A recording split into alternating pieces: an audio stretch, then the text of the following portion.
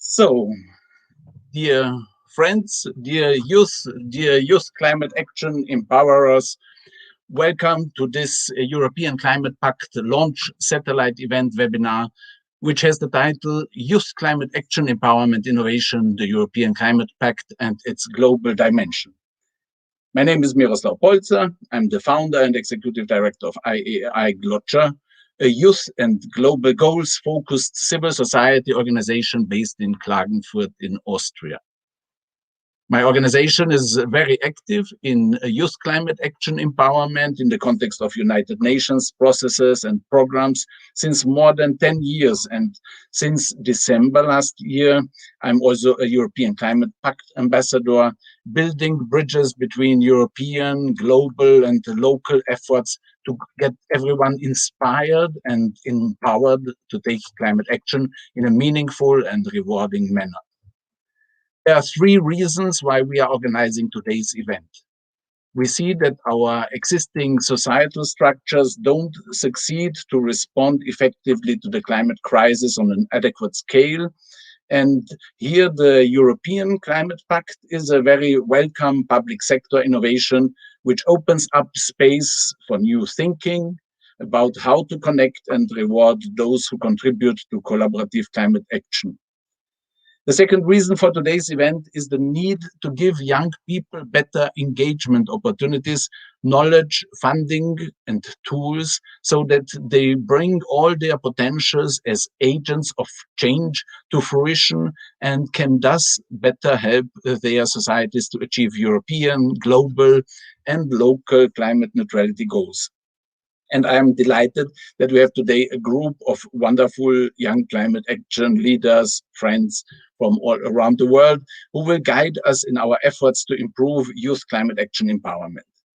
The third element of today's event is the need for multi-level governance innovation and integrated information and communication platforms and tools for enhanced public participation in climate action.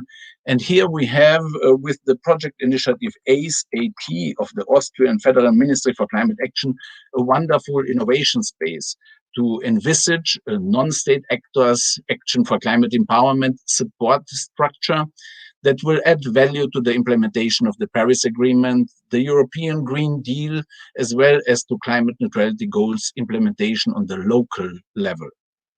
I wish us all that we will learn from one another and that we will find ways to connect our efforts more effectively between generations, between nations, and between different governance levels. And with this, I'm happy to give the floor to Joris Overmaier, who works at the European Commission on Youth Engagement for the European Climate Pact. And this, add Joris to the stream. Hi, Joris. Hey. Welcome. We are happy to have you with us. All right, please. Let's dive right into it. So, what Myra already said, I'm Joris. I am part of the Climate Pact team and I am responsible for youth engagement. I'm very much looking forward not just to present my own ideas on what youth engagement could be under the Climate Pact, but also definitely hear your ideas. Because what we'll see in a bit is that a big part of the Climate Pact is that it also ideas can come bottom up.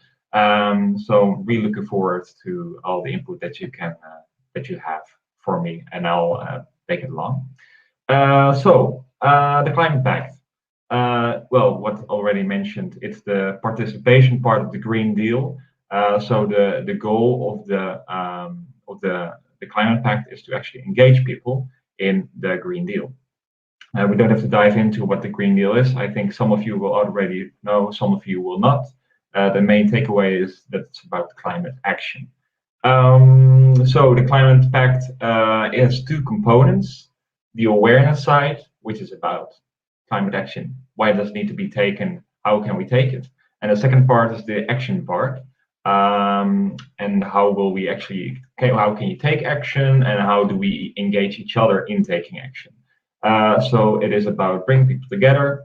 It's about not excluding anybody, but also really striving for ambitious action and to really try to get to the local level. We have a certain set of predefined values for the Climate Pact. It needs to be science-based, responsibility and commitment. We'll come back to that in a bit, but it's important that every action that is taken is science-based and there's no greenwashing involved. So that's one or two of the important values. There needs to be transparency on the action being taken, on the policies being taken, both on the Commission side, but also on the company side, organization side that will take action.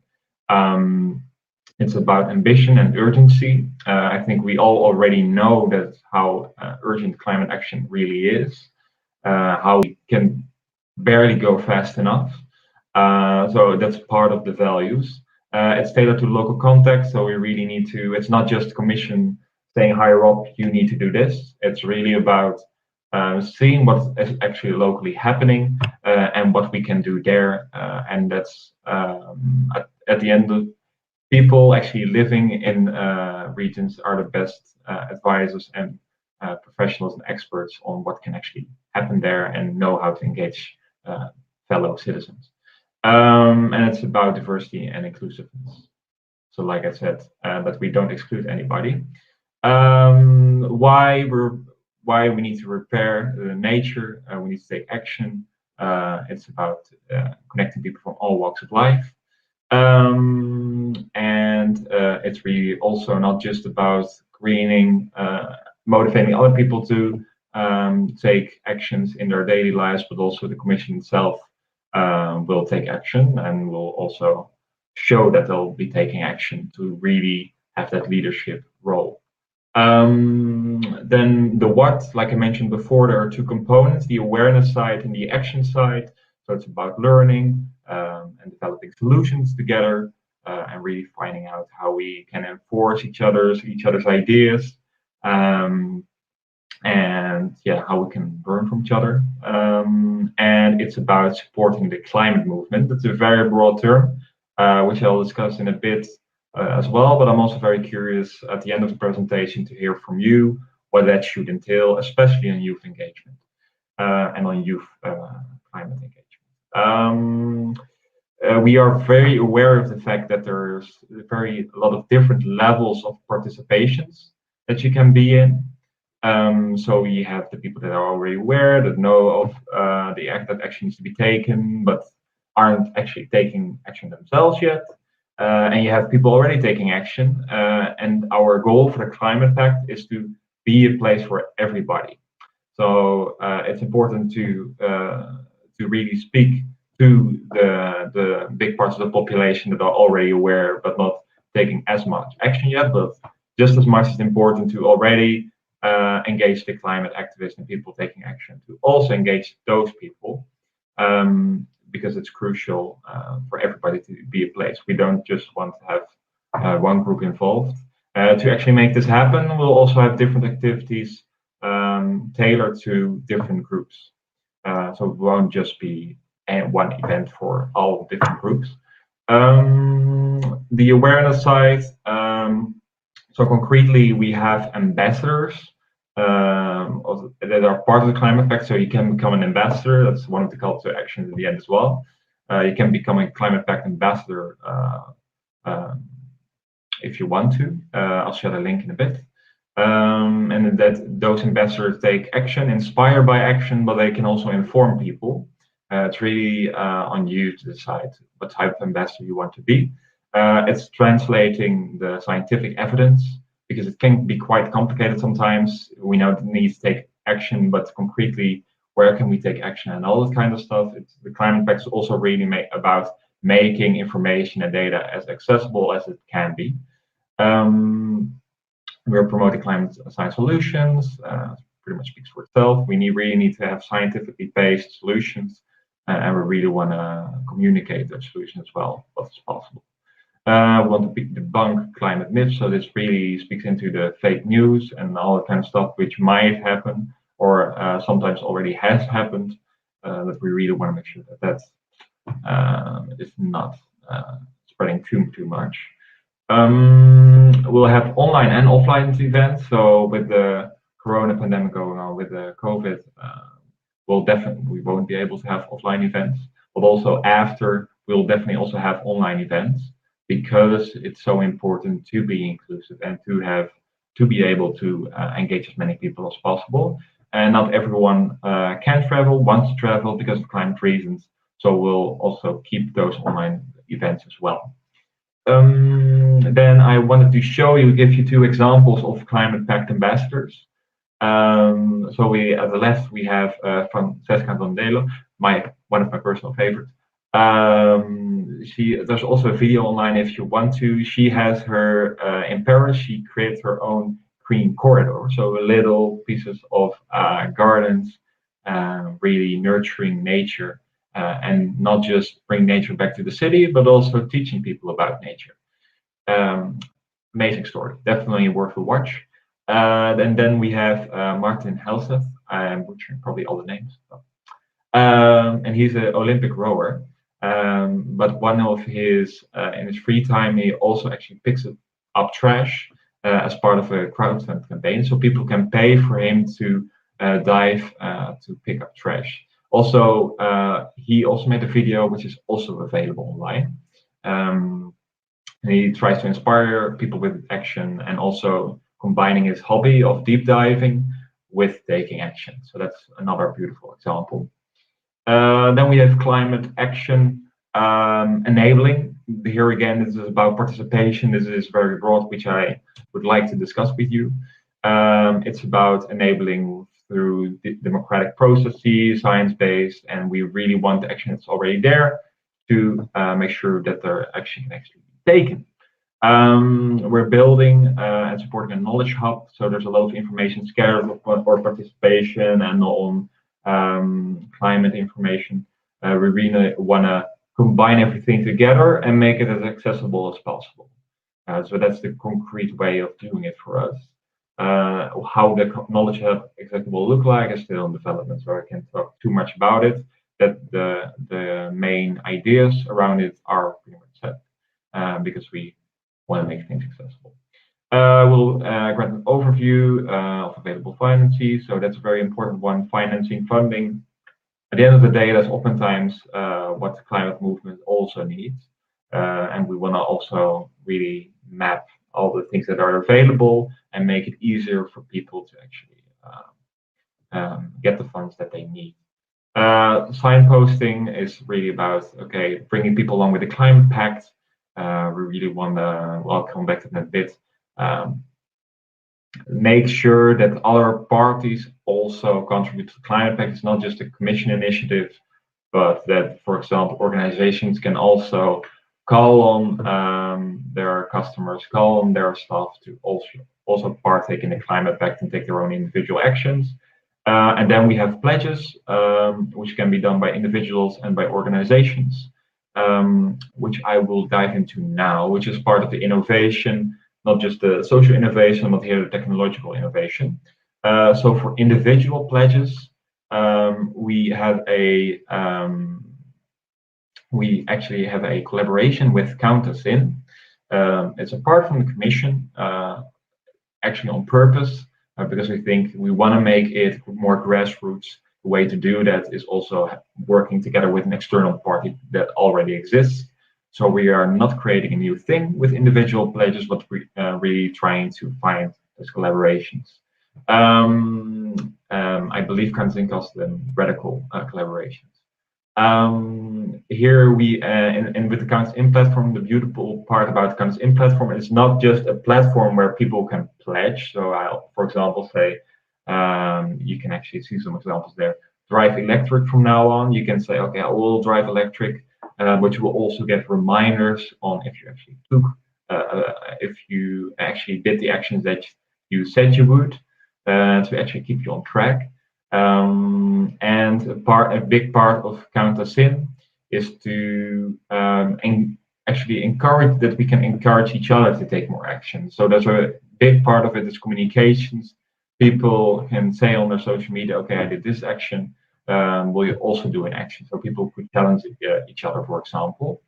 And the beautiful part is that what you see, the aggregator. If people, for example, in a city pledged, In the long term, what we'll have is that you can see how many people pledged a certain pledge. So they're, for example, it's seasonal in your country or in your city, and how much CO2 that produced, to really have that community part of taking climate action. So that's a really beautiful part. I think probably there will be some ideas on this as well. I'm very open to it, very curious what you think, and what might be improved. For organizational pledges, we are still working on that, on how we actually want to shape that. I think I have already talked quite a lot, so I'll move quickly. We had an online event on the 16th of December. Frans Timmermans was there, the ambassadors were there. It was really about engaging people and showing what our ideas were.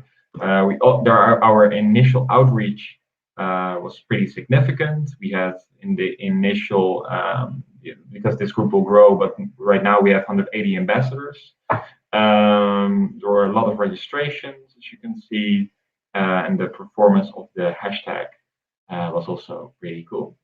But there's definitely a lot of room for improvement. This is just a start. Then I want to finalize with quickly reiterating over what you can do. Apply for a Climate Pact ambassador. To become a Climate Pact ambassador, I'll share the link in the chat. You can also commit a pledge on the Council platform as an individual. You can look through there, see what you find interesting, or maybe what you can still pledge on, because maybe some people already did something. And organize a city multi-stakeholder dialogue, which is what we call satellite events, like this one. So join us, commit, and act. That's it for me. Really looking forward to your questions. And sorry if I run a bit over time. I try to speak as quickly as possible. Yeah, hi, Joris. It was wonderful. Really, certainly worth the time. And congratulations to this great innovation effort, and also the mobilization that has been achieved so far. And with our next panelist, with Marie-Claire Graf, we will now like to shed a little bit light on the issue that it's good that European population, European youth is empowered to take action on climate, but as it's a global problem and we have so many wonderful young people all over the world, it's now, let's see how we can connect the efforts and create synergies with the great work that Yango is doing, the youth constituency in the UNFCCC process. Thank you so much, Miro. Just quickly checking if my slides are visible and you can hear me well. Perfect. Okay. Thank you so much for the presentation. And as already correctly introduced by Miro, of course, the climate crisis is an international problem. That's also why there is some similar efforts, as we're already shown on the EU level, of course, internationally. And with this, I'm going to focus on Yango, which is the children and youth constituency to the United Nations Framework Convention on Climate Change. I will explain what it is and what we are doing and how you can also join us. So our common motivation is that, as we all share here, that we are in an existential climate crisis, and we do see and feel this emergency. Young people are very often on the front lines and are heavily affected by it. And also that's why we want to have unprecedented, urgent and bold actions. And also we want to be included more in the decision making, because there is a moral part of it, but also there is a rights-based part that young people have to be involved in decision making.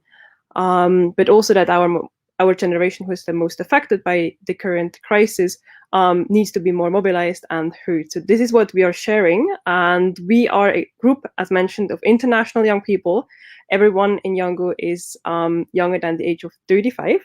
But no worries if you're older than 35. There are other constituencies you can join. There are in total 9 constituencies, but I'm going to focus on Yango now. So you can see it's an international group of people who are aiming to, as mentioned before, who are aiming to influence the process at the UN level to have more ambitious climate policies. So we are aiming for the policy part, for a climate positive and just society, that we are able, hopefully sooner than later, to live in harmony again with nature and our planet. But also we want to have empowered young people who are able to drive the changes we want to see on a local level, of course, as well, but also especially nationally and internationally, as this is what we can also change at the UN level. And also we want to have a UN where young people are able to sitting in decision-making positions and are taken serious, because we do believe that young people have a lot to bring to the table and are important stakeholders. To fulfill our big vision, which is certainly very ambitious, we are focusing on 4 areas. And one is awareness, knowledge, and capacity building, acknowledging that every one of us is coming from a different area and also having a different entry points, but we also want to share and learn more, and hopefully that we can come up together with even more ambitious and better suggestions. But also realizing and recognizing that we can't do this alone. We need to collaborate and cooperate and use different networks, as we are also doing here. And that's why we are very supportive of the different initiatives here, but as well within the UN system.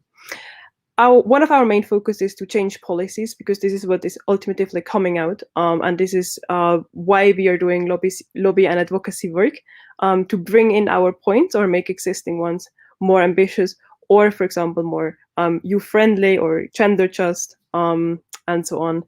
And sometimes also, when our policy efforts are not so successful, we do bigger youth actions, such as strikes or singing or different other actions, another form of expression for us. As already mentioned, all young people around the planet can become part of Youngo. It's very easy. Here is the link. One can simply sign up. Everyone below the age of 35 can join Youngo, and every person around the planet can join one of the other constituencies. So everyone can be part of the international global movement. Focusing quickly on 2 things, what we are concretely doing. So of course, our main engagements are the World Climate Conferences, the COPs, as well as the Intermediate Conference, which is happening normally in summer. And just 3-4 days before the COP is happening, we are organizing our own youth conference, the Conference of Youth. This will be the 16th edition, if we can organize it in this pandemic. Let's see how it is going to turn out. We're also planning now a virtual version that we, of course, because of course it's very important to take action, but we are normally meeting annually physically in the city where the COP is happening, and bringing young people from all over the planet together to give them a platform where they can prepare, where they can do capacity building, but also where they can come up with very concrete policies they want to lobby for when we are entering the COPs. But also we, of course, realize that not everyone is as privileged to be able to come to the International Climate Conference. So we are organizing local and regional formats as well, also to overcome, for example, visa issues or language issues. So we are organizing a local conference of youth. All young people around the world can organize such LCOIs, and then at the end we have a policy document, and we are going to collect all of them and bring it to the Conference of Youth. There we are synthesizing again all the local outcome, and of course also the global outcomes, and then bringing it together in one policy document, which we're going to bring forward to COP. With this, we can make sure that voices from the ground and from also marginalized and underprivileged communities are heard at the global conferences. We are very proud that we could organize this conference now for the last 15 years. Of course, last year was very challenging. Nevertheless, many of the young people could adapt quite quickly and organize some virtual formats that we could come up with very concrete solutions already. We are demanding now also in regards to the ongoing pandemic. And with this, I want to close already and say that you can follow us, of course, on all the social medias, but as well engage, of course, in the constituencies. And if you have any questions, please do reach out. We are very happy to work with all of you together, because as mentioned, one of our parts is that we are using existing networks and that we're building robust collaboration. So that was from my side, from Youngo, and I'm very much looking forward to the other presentations. Marie-Claire, may I congratulations first for the great presentation, but do you have immediate feedback also to the approach of the European Climate Pact and and how it could be applicable also for the global level, and where synergies. That would be also very valuable if you could add a few thoughts on this. Absolutely, yeah. We of course very much welcome the efforts by the European Union for the Climate Pact and the ambassadors, but also of course for the global and more political ambitions to stand up for ambitious climate policies, and also the efforts of especially reaching out to young people and bringing them into the conversation. Nevertheless, of course, we all realize that we have to much more to be able to fulfill the vision Yango is striving for. But we also do believe that the efforts the European Union is doing can be replicated in other countries as well. And hopefully we can empower many more young people, especially also from the Global South and the frontline communities, to be able to make their voices heard in the process, and the participation is possible. Wonderful. Thank you very much.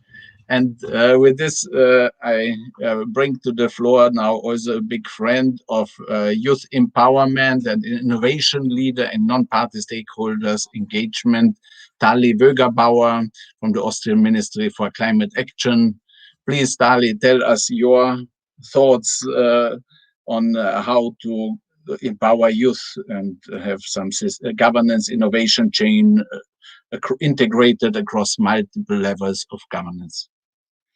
Thank you so much, Miro, and it's really a pleasure to be part of this important call, because as we have seen, the negotiation process of the climate agenda is more or less over, or let's say there are only few issues left that have to be still negotiated. So the climate process has become more and more a climate action process. And therefore, just a second, please.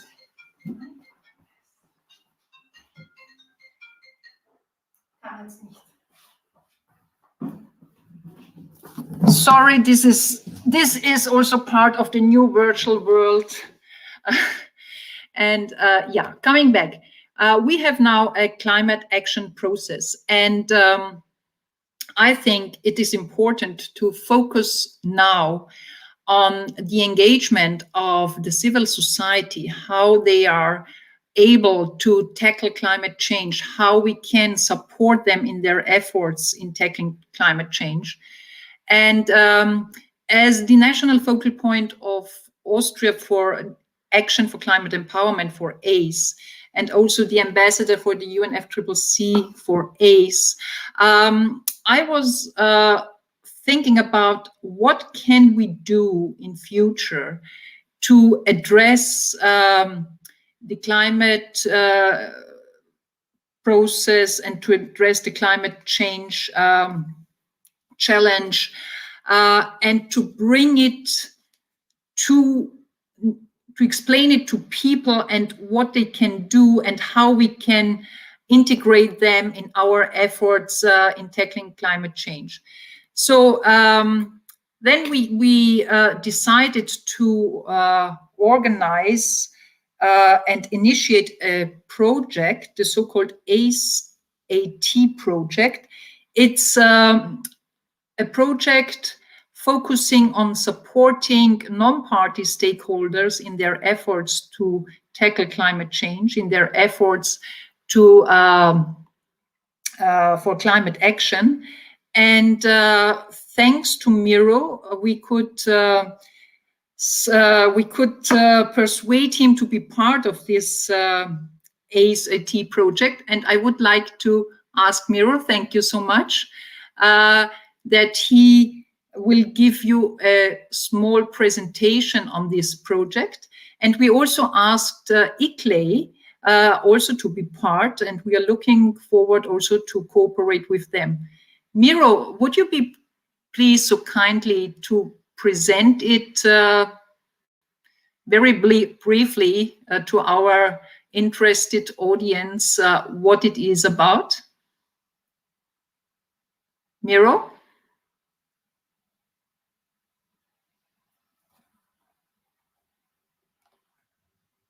Okay, Miro, can you hear me?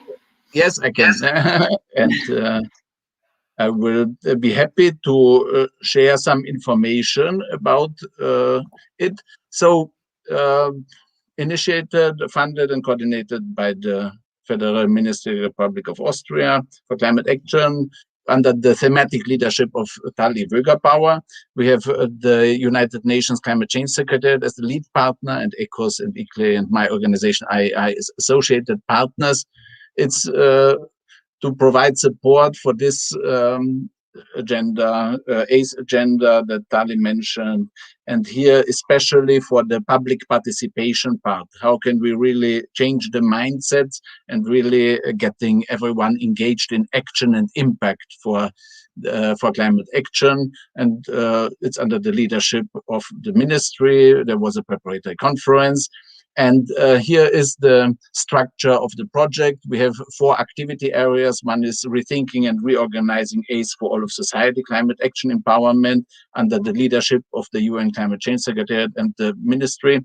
Then the activities that are, is also a general program support for the UNFCCC Secretariat. And then we have program area 3, which is led by ECOS, the Education, Communication, Outreach Stakeholder Community, and represented through my organization, which is the ECOS member in Austria and contract partner here.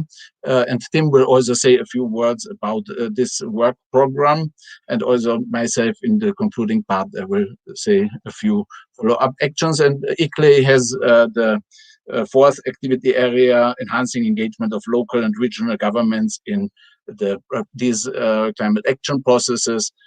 There are details about the deliverables, a feasibility study, and a business plan for global action for climate empowerment, non-party stakeholder support structure, innovative mobilization of financial resources for action for climate empowerment for the non-party stakeholders, but also with the non-party stakeholders. And you will hear from Alexei Shadrin from Climate Change Coalition Digital Finance team, what kind of new ideas and tools there might be available. And then we have also the task to deliver the concept for a digital global ACE platform. And these are the main deliverables. And within the Austrian partnership, the project aimed to work also with the All for Climate initiative, that is calling now for contributions till mid of June, but this is still work in progress and more to come. And with this, I give back to Tali. Thank you so much, Miro. So this is just very briefly and in a nutshell, what are the main points of our ACT project. As Miro and Marie-Claire, I think also Doris has mentioned, the most important thing is to find synergies, to connect. So there are so many initiatives for climate action. And I think there is really a need to find a way how we can connect, how we can exchange our experiences, and how we can address needs and requests, and especially needs in the various regions. Therefore, I think we should strengthen the regional ACE dialogues in exploring the requests and needs of people in those areas. And furthermore, we have such broad and big initiatives on climate action, like the European Climate Pact or the Race to Zero and so on. These are good. These initiatives and projects, they can address really many stakeholders, businesses, private sector, and so on. But I think the most important aim is not leaving anyone behind. And therefore, I'm very thankful and grateful for the engagement of organizations like Miro's organizations or ICLE, because they are very experienced in networking, they are very experienced in connecting. And now I'm speaking in a role of the official national focal point of my ministry, it's important to be in connection with these friends and colleagues as an official, because then I know what is needed also in the civil society. How can I support, or we can support them in their efforts on climate action. And I can also inform them what is going on within the negotiation process. And so we can have a very fruitful exchange of views. And at the very end of the day, I think also we find a common way to solve this big challenge of climate change. So for the time being, thank you so much, and sorry for talking too long. Thank you, Miro. Oh, no. Always inspiring and valuable to hear you. Thank you very much for having been for being with us. And with this, I will add now Tim Damon from the ECOS Education, Communication and Outreach Stakeholders Community to present his views on youth climate action empowerment, as he is a distinguished youth climate action leader and partner since years, and also in relation to some ideas for the ACE-AT project. Great, thank you, Miro. Greetings to everyone in your respective time zones. Good morning, good afternoon, evening. As said, I'm Timothy Damon. I'm from the United States. I run the Global Youth Development Institute, which has a mission that is all about empowering young people through the Action for Climate Empowerment agenda around the UNFCCC, and am one of the core members of ECOS, which is the education, communication, and outreach stakeholders community within the UNFCCC process, very much focusing on leveraging education, communication, and outreach. And if you're over 35, ECOS is one of those other spaces. Mary Claire mentioned it's very much an intergenerational space. So certainly everyone is welcome there to collaborate with us if those are the issues you want to work on. And thank you, Miro. You've framed this event very well with your 3 points earlier, which really should be built upon here. So it is very important to recognize when we're talking specifically about this area of ACE and how we really empower people, whether that's through the European Climate Pact or regional ACE dialogues or all these other avenues, that the existing system hasn't been working. You know, if you look back, you would see that this idea of the need to empower the public as part of climate action goes back to 1992 with the original convention. And there have been multiple work programs and attempts that governments have made to move forward on this agenda, but we still see that it hasn't been sufficient. And really, as we're talking about moving now from the negotiations to implementation of the Paris Agreement in particular, where ACE is Article 12, we see that we absolutely need to scale up these efforts. And so that's why the ACE-AT project is having a very crucial role in terms of how we will figure out some of those concrete solutions and steps to identify what isn't working and then propose some ideas for how that can be solved. And this all can feed then into not only all the work of non-party stakeholders, but also the work of governments where they need to adopt a new work program on ACE by COP26, which of course this has been very much disrupted by the entire pandemic situation, but nonetheless remains very important. And we're very much looking to Tali and other leaders and champions of ACE within the process to help move all of this forward. And we appreciate those efforts already. And one specific idea then, and we're going to link now to Miro's additional point on the need for young people to have more tools. One of those tools that is missing is often finance. And this doesn't apply only to young people, but all of us throughout this sector, I think, can relate to the point that resources are scarce.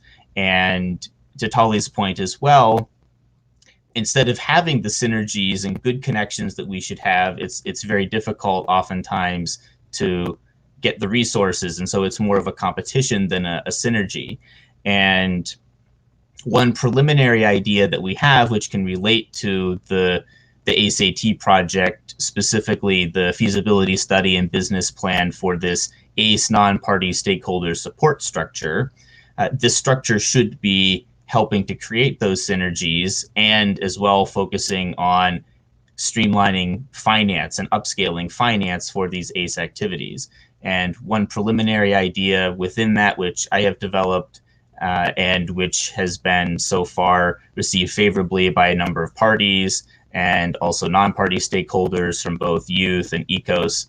This was included in our formal submissions to the UNFCCC on ACE last year in February. And this is the idea of having a project marketplace for ACE-related activities. And the goal here is to create a pathway not only to synergize between projects and actors, but especially to leverage a connection to private sector finance. Because we've seen so far that public sector climate finance has not reached the scale which is necessary in general, let alone trying to target specifically ACE. So if we want to be innovative, we should be thinking about how to tap all available sources of funding. And so the idea here is that under the auspices of the UNFCCC, we would create this platform, or through the whatever form this and non-party stakeholder support structure would look like for ACE. All of that is still up in the air to be determined. That's why we need the project. But in whatever shape it would take, the goal is you have a concrete place that say, I have a project, right? I can submit it into this platform where the public is able to see it, other potential collaborators are able to see it, and especially donors, corporations that want to fund this kind of work, philanthropists would be able to have this marketplace as a centralized place. They're able to see this catalog of projects. Excuse me.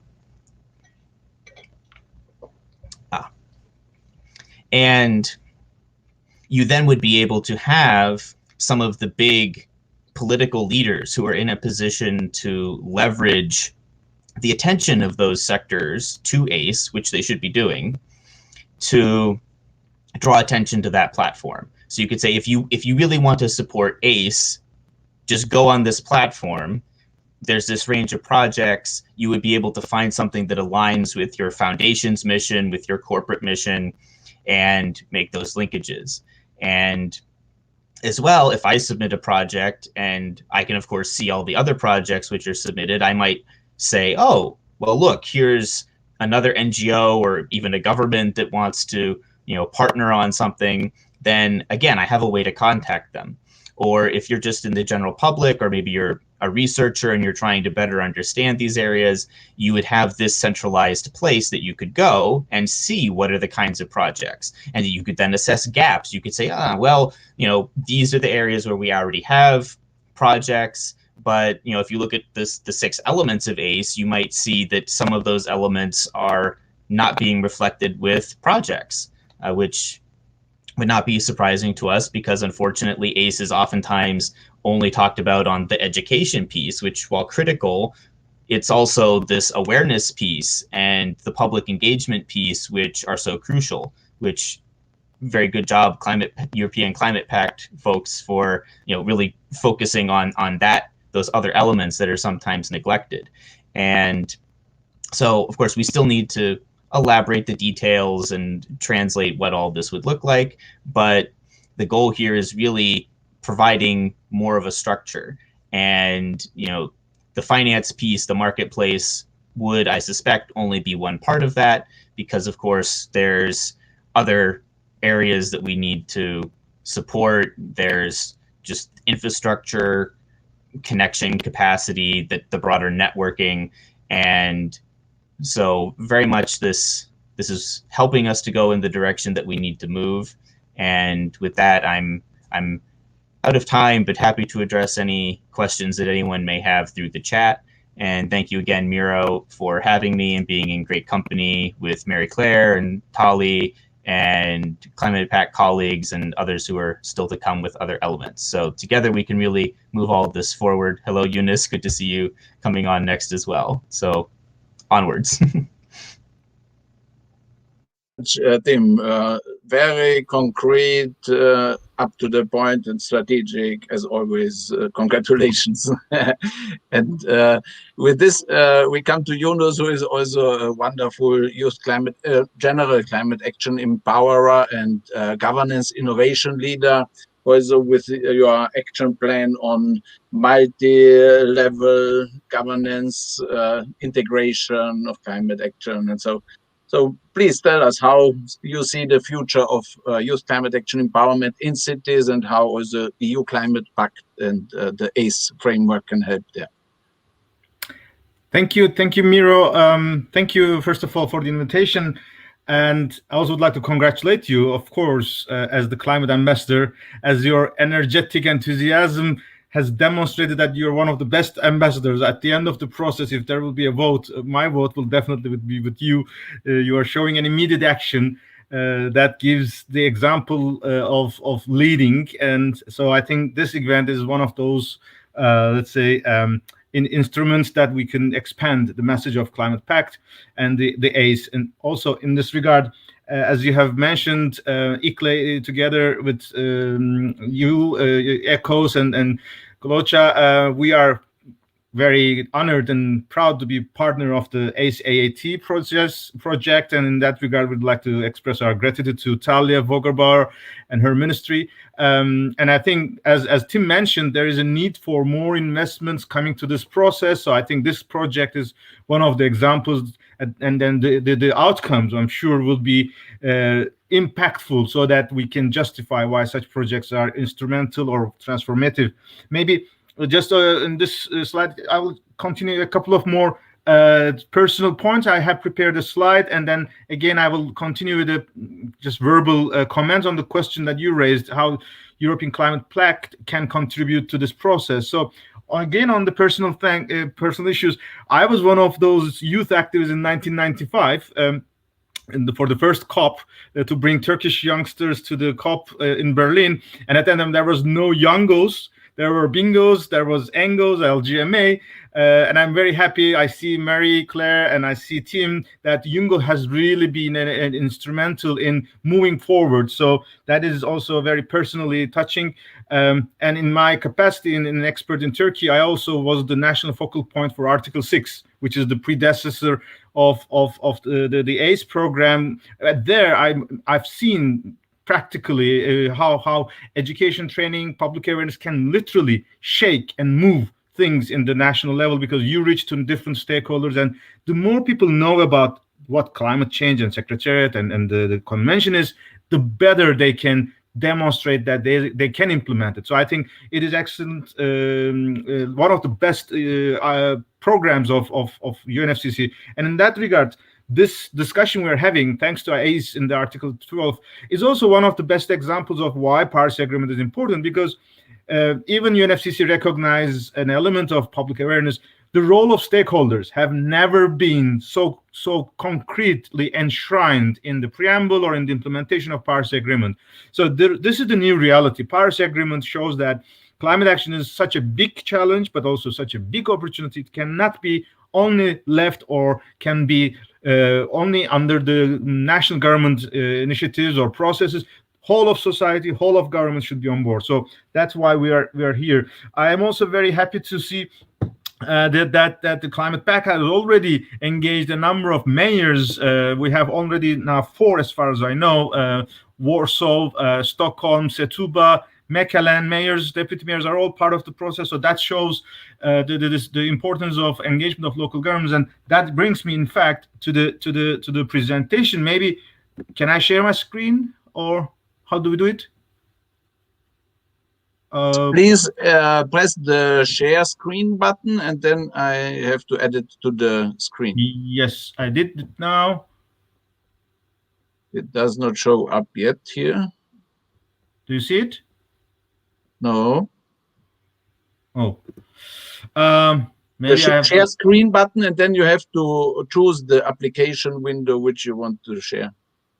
Well, something, yeah, maybe that's this one. Okay. Well, every software has different facilities. Is it okay now? Yes, here it is. Okay.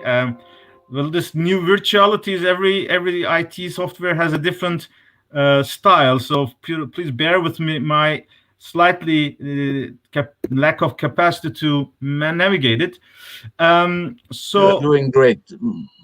Oh my God. Maybe I skipped the full screen. Oh, that looks good. So just an explanation about ICLE. We are a network of local governments on sustainability since 1990. And in fact, youth and citizen engagement is embedded in our, let's say, constituent, because we are a legacy of the Earth Charter and the Agenda 21 in 1992, which local Agenda 21 has been always pushing forward the spirit of local actors engaged in the decision making and implementation. So we have more than around now, the latest figures around 2,000 in more than 120 countries. And because of our spirit of sustainability, we are demonstrating that in the age of the Paris Agreement, in the age of Decade for Sustainability Action, we are having the mission of accelerating localization of all these efforts through our pathways, which is the legacy of local Agenda 21.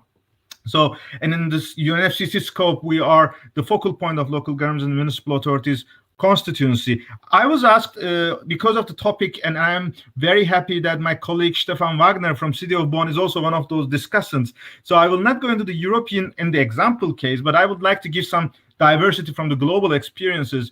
Daring Cities is an initiative, is a process that we have kicked off at City of Bonn last year. It was an effort to respond to climate emergency, the response of the urban leaders. And in this second day of Daring Cities, it was 3 weeks long, we had convened together with our colleagues from Oceania, Australia, and Africa, a Daring Youth session. And this was interesting because it was a workshop where youth could discuss about the city representatives, what do they wish to get from their cities in terms of the climate action.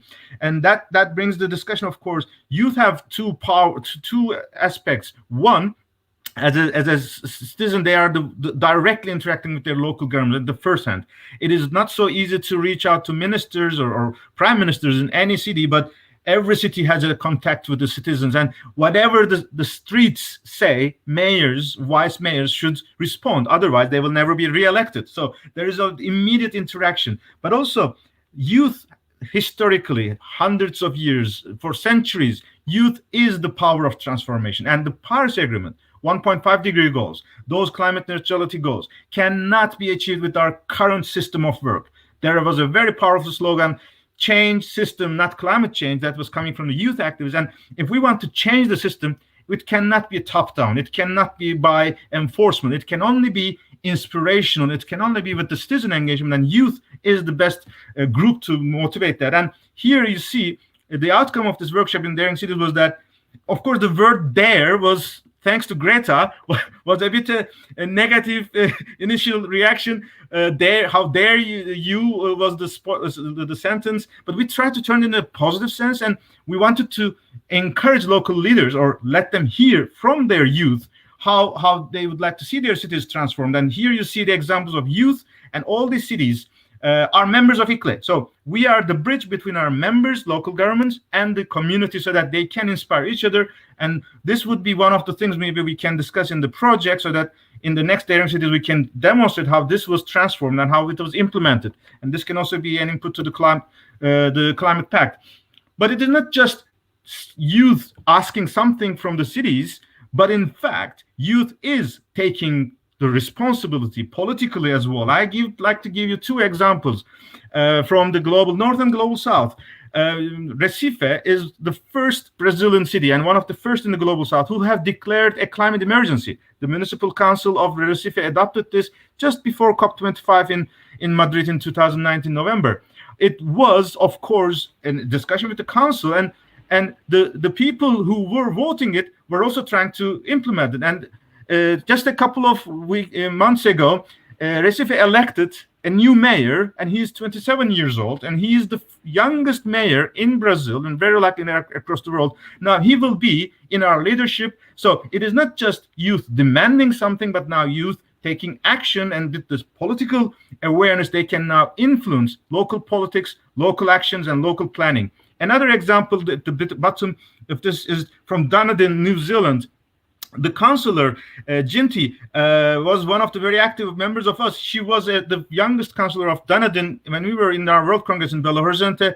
She had been working with us, and she made Dunedin one of the first cities in New Zealand and across the world, the first city to divest from fossil fuels. And now it is scaled up with other cities, especially like New York City, joining up. So that youth is not always an pushing or demanding, but it is in fact acting, and especially the new leadership, be it business, be it politics, the youth, the awareness of youth will be the one that will implement all this transformation. And I would like to almost concluding in my presentation in the sense that as Mary Claire, as Timothy mentioned, we are actively engaged in the COP process for years, and for COP26 we have a vision for multi-level action COP. You have mentioned this, Mira, as well. One of our elements, one of the 6 pillars, is amplifying the global action, and their ACE, culture, urbanization, these are the ministerials that also the communities that are friendly to ambitious local action. It's not always confrontational with the national government. So these group of countries, ministerial bodies and their stakeholders should be actively involved in the climate process. Therefore, we will be working with you. The ACE project will be helpful for us. And my last point, the European Climate Pact, how can it contribute? I know we have hundreds of mayors of ICLE contributing in this process, but when I hear the discussion, 2 things could be important. The climate neutrality targets, thousands of European cities and hundreds of them have 2030 or 2050 targets, but it is a reality that none of them are close to the delivery. And in many cases, city officials, be it a mayor, be it a director of an environment department, they are concerned that their plans are not immediately reaching out to the citizens and they are not making this transformation. So the Climate Pact can help the cities to reach their climate neutrality goals as quick as possible and as wider as possible.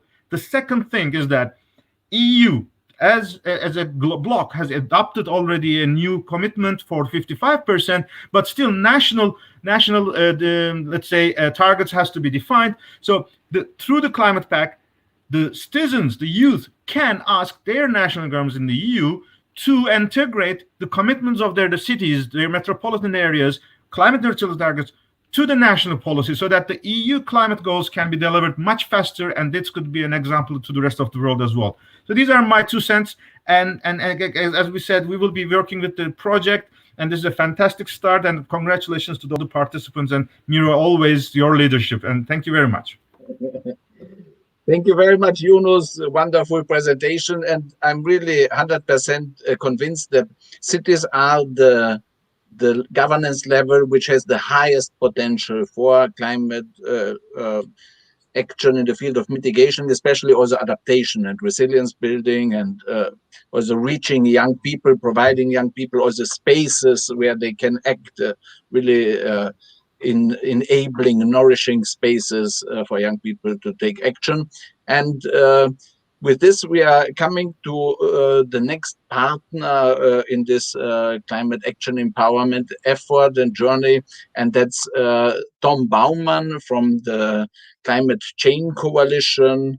Tom will say more details about it later, but it's really a wonderful innovation space also where I have the privilege to be involved also as strategic director. And also, although formally Climate Change Coalition is not a member of the ACE project consortium, there are many areas where I'm sure that significant progress will be only possible with your input and with innovative digital solutions. And I will share also a link in the chat window about an event that we have had together, Climate Change Coalition and ICLE, about how digital innovation can help towards climate neutral cities and citizens. And with this, I give the floor to Tom, and thanks for being with us. Hello, everyone. Thanks very much, Miroslav. Just to do a quick sound check. Can you hear me, Miroslav? Yes, perfect. Okay. Please. And I just want to check if my screen is, if you can share it. I think I've clicked share screen. Can you see it? Fantastic. Thank you. Hello, everyone. Again, I'm calling in or online via Ottawa, Canada. And again, thanks, Miroslav, for the opportunity to give a brief presentation to everyone. It's been a very interesting series of presentations so far.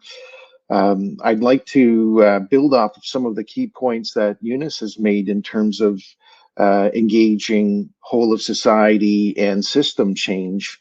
In fact, I've been advocating for the need to have transformational change to enable the transformational change in the real economy for some time now.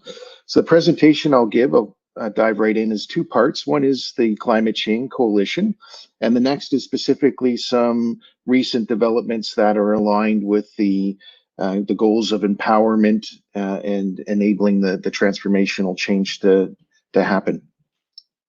Okay.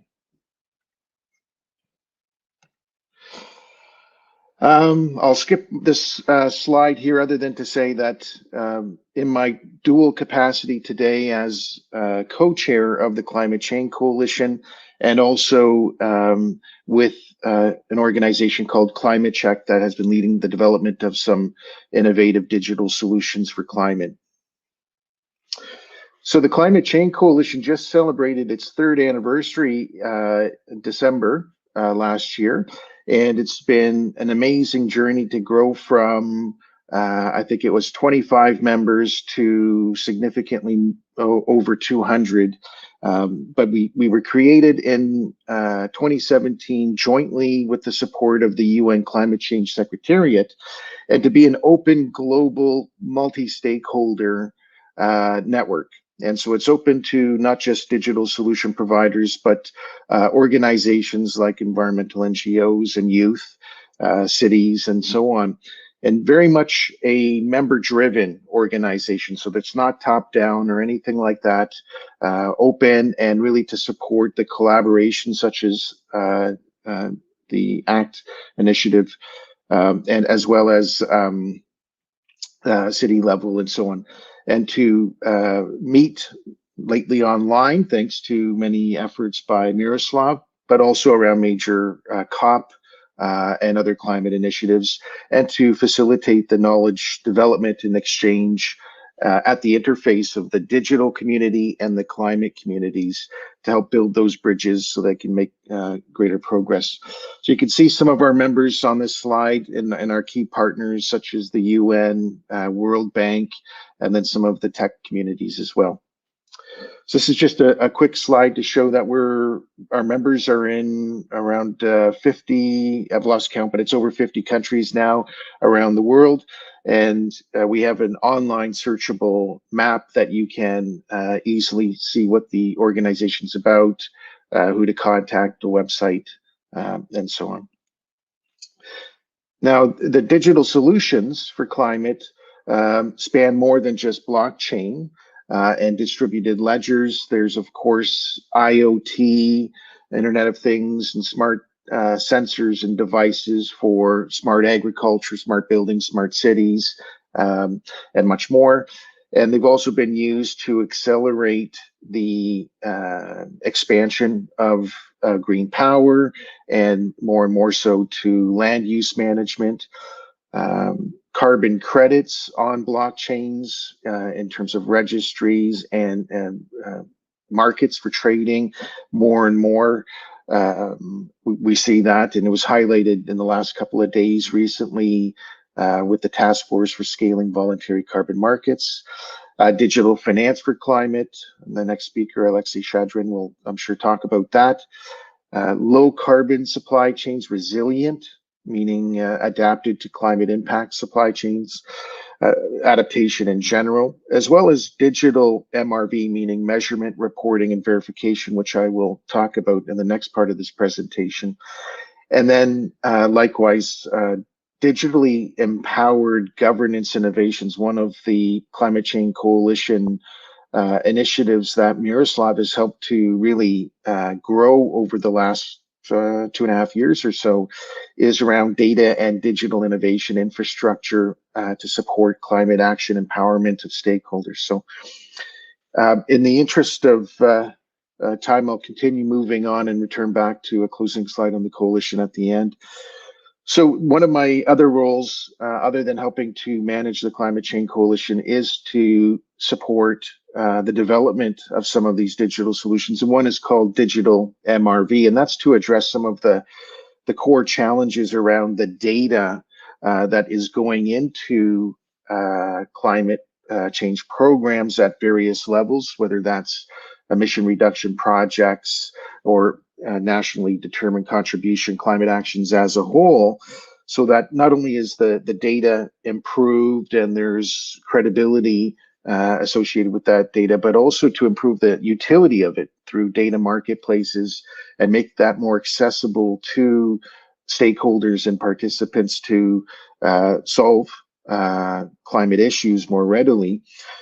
And not only are we addressing the challenge of bad data, which I think the expression garbage in is garbage out, we definitely want to get good data going into the MRV system, but in and of itself, that doesn't address the full problem. And so we need to go beyond IoT and digital sensors that collect the data and assure it in distributed ledgers via immutable, high assurance capture of the information, so it can't be manipulated across the whole data life cycle, from on the ground activities through the entire society and economy and value chains. We go one step further and look at, what are the standards and the rules and the governance applied to the data to make meaningful metrics about climate activities to facilitate the mobilization of resources, whether that's financial and otherwise, to accelerate the deployment of those resources and the activities that result in improvements in terms of climate change mitigation and adaptation. This is just a brief slide that I'd like to use to try to explain the overall system. And looking at it, I know there's quite a few boxes. Look, starting at the top left-hand corner, where you could have a climate action site. There's, and this figure here actually comes from a project that we're doing in Chile, involving the governments of Canada and Chile and many other stakeholders, where they had already in place digital sensors measuring the flow of methane, the concentration of various elements within the gas flow. How is it being used, for example, to create electricity? And this is biomethane, by the way, in order to help reduce the carbon intensity of the grid. So these digital sensors capture the data and we bring it into a distributed ledger. And once that data has been captured and validated to ensure its provenance and its quality, we then apply the MRV methodologies to come up with the metrics, whether that is emission reductions that then become carbon credits, or the emissions that go into inventories or other aspects of a national NDC registry. And so in this diagram, again, if you look at the bottom half, and I'll focus on that for the remainder of the slide, looking at the system of standards that exists right now, and I just earlier this week posted an article about the need to have system change in the world of standards, which is part of the overall governance system. And so currently there are thousands and thousands of sustainability and climate standards that exist. They've been developed over the last 25, 30 years, but they haven't been developed cohesively overall to capture all climate actions so that they're interoperable information going in and out from each of the different standards. And so inventing a new way that standards can be created so that the standards work together and can be deployed via these digital solutions to make it faster and cheaper, so we have more real-time information corresponding to the real-time data going in.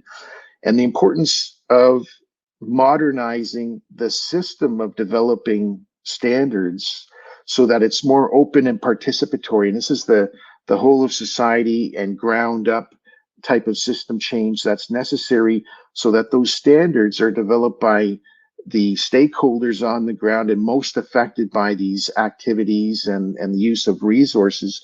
And I think that's a major opportunity for youth today to be able to get directly involved in the rule setting. So rather than in some old-fashioned type of process, very much in a crowdsourcing-like way, but of course having all of the quality control type of mechanisms in place, engaging youth to help develop these new types of smart standards, because as we see digital currencies from central banks and distributed ledgers being used for the creation of smart money, which is not only capturing financial value in digital currencies, but also the non-financial, so meaning climate sustainability in general.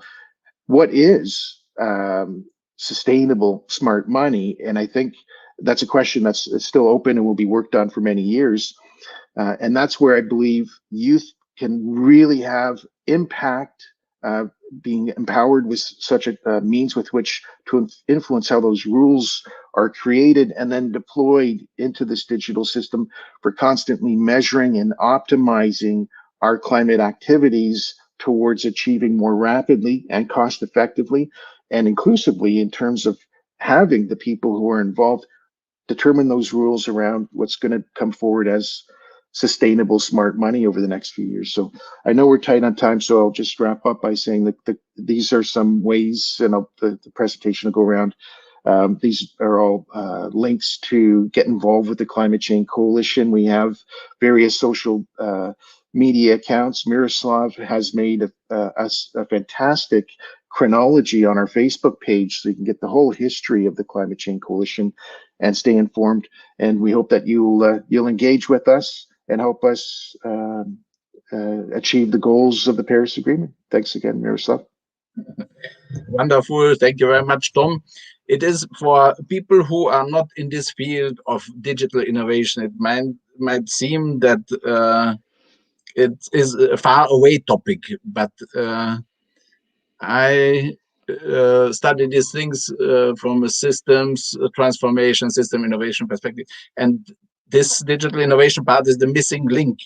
With this now, it's really possible to connect everyone, and especially youth, with global goals, having digital measurement, reporting and verification, impact assessment collaboratively, including also artificial intelligence, creating digital assets based on blockchain technology and connecting it with digital finance, everyone, and attribution of outcomes. And so these are the new elements which were not imaginable 10 years ago, but now it's here, and the whole climate action governance mechanism needs to benefit from it.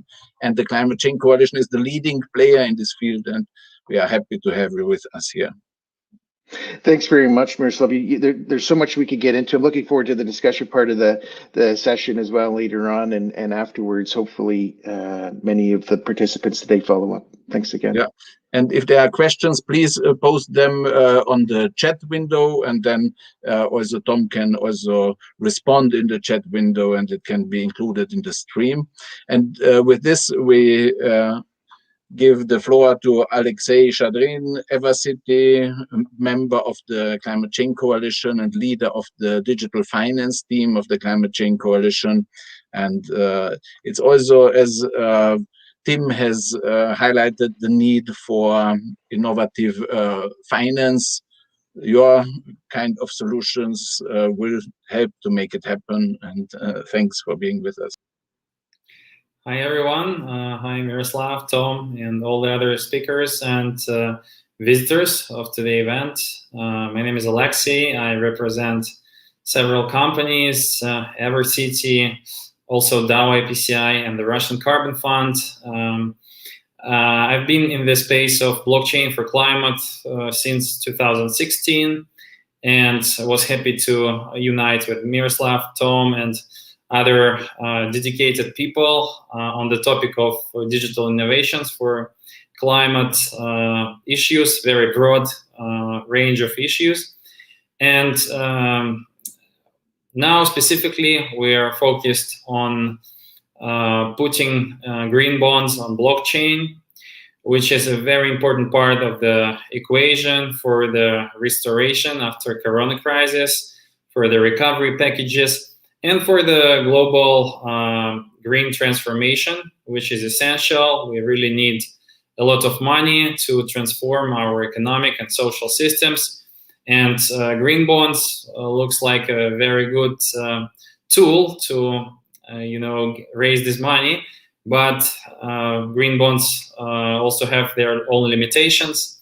And with blockchain, we're trying to solve the problems of greenwashing and also significantly lower the cost of issuance of green bonds so that many projects around the globe, people and communities who need money the most, could use this innovative financial instrument and raise financing for their green projects. I'm also leading the finance working group in the Climate Change Coalition. And with other members of the coalition, we're looking into development of open source solutions that could be used by many people around the globe. And specifically, last year, we've been working on an open source blockchain protocol for green bonds and also for the sustainability linked bonds. That could be, a special purpose bond where the interest rate of a bond is directly connected to the impact that the projects are making, that the finance projects are making. So it has a lot to do also with what Tom is doing with MRV. And once we get this data through sensors, then it is used to recalculate the interest rate of a bond and distribute more fairly the impact that the project was making and give more transparency to investors while lowering the costs.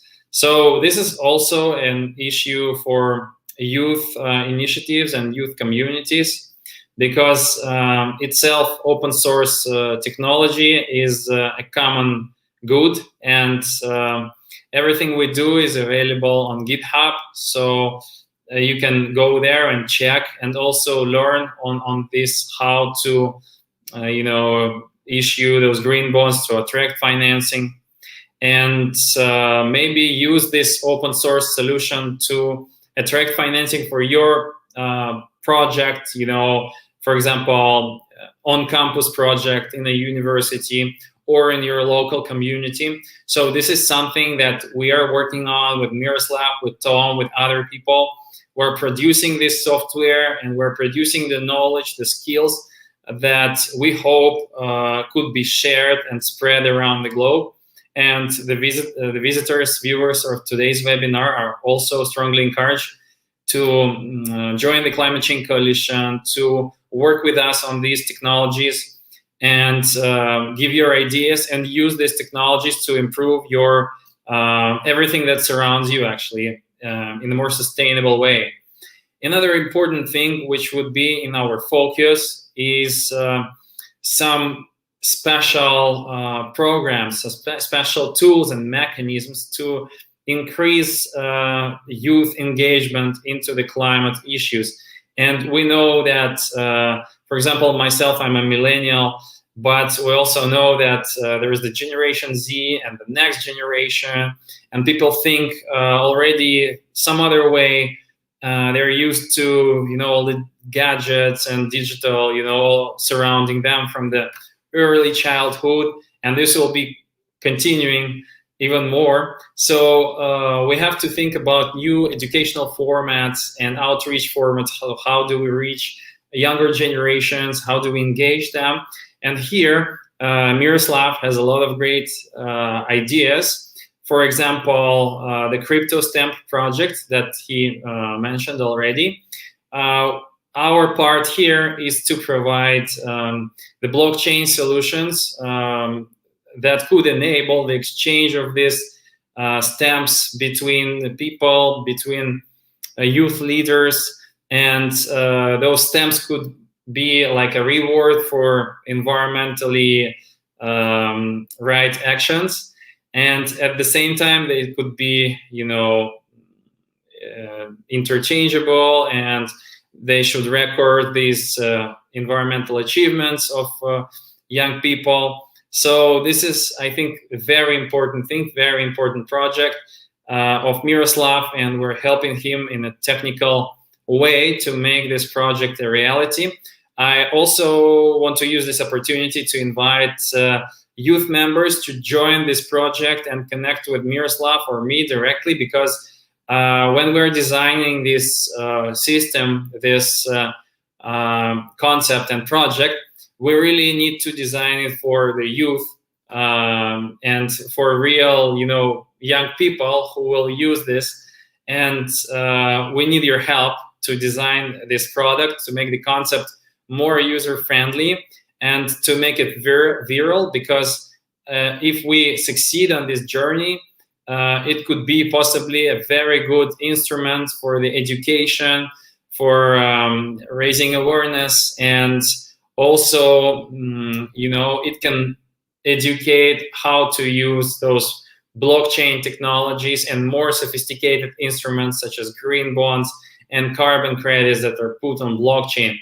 And after all, it creates a new type of economy and economic and social relations between people, because everything that we are doing in the climate change coalition is related to, you know, uniting people from various countries by the common knowledge and technology that enables the peer-to-peer transaction of everything, of goods, of services, of labor, of knowledge, of ideas.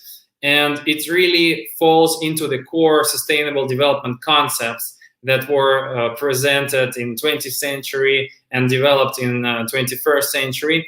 I believe that these technologies are enablers of our future, but it's still early years, and we need to think a lot how we should use them better together with you to create a more fair and more sustainable world. And I think we are now facing the, you know, great challenges, but also great opportunities, and the time is right. So if we combine our efforts, then we will create a better future for ourselves and our children. Thank you. Thank you very much, Alexei. Very inspiring and great to work with you. Before we come now then to the discussion part, I will briefly show also some information about what our next steps are, and so can you hear it? Can you see it? Okay. Okay.